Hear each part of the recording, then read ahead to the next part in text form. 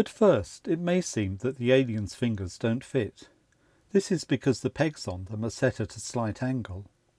A tip is to insert the lower peg and very gently bend the finger forwards or backwards a little until the finger fits.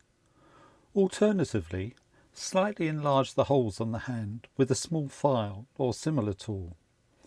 This enlargement should make it easier to insert the pegs.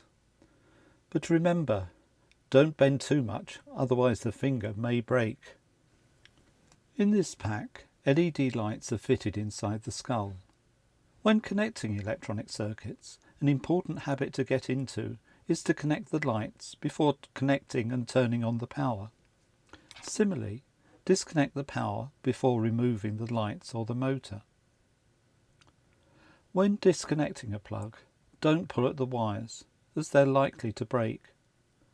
Instead, use a flat screwdriver or similar to gently prise the plug out. Or sometimes, particularly with small plugs, using a pair of tweezers may be easiest. During the build, several wires are connected to the main circuit board. It is therefore worthwhile labelling each of the wires with a little masking tape as you go along. This will help identify the wires at a later stage and make things so much easier. There are 6 pegs inside the wrist which fit into holes in the arm skin.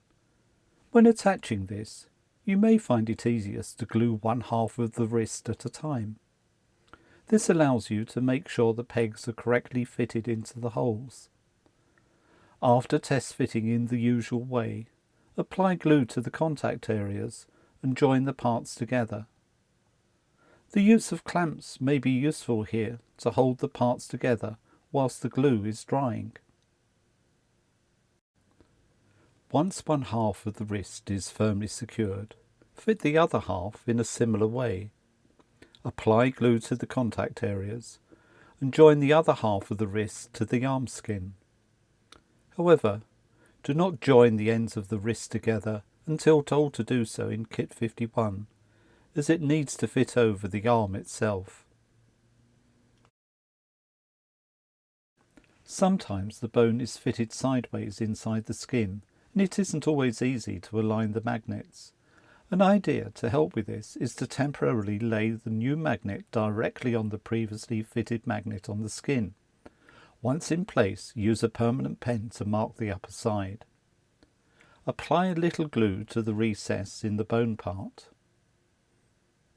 Then, remove the magnet and use the mark on the magnet to tell you which way round the magnet should be fitted to the bone. It should be facing upwards, the same as the skin magnet. When fitting the skin around the bones, it will need to be held firmly together whilst the glue is drying. For this, it may help to use masking tape. Partially wrap one piece of tape around the skin. Then, once the 2 sides of the skin are correctly in place, wrap the rest of the tape around the limb so that it holds the join firmly together.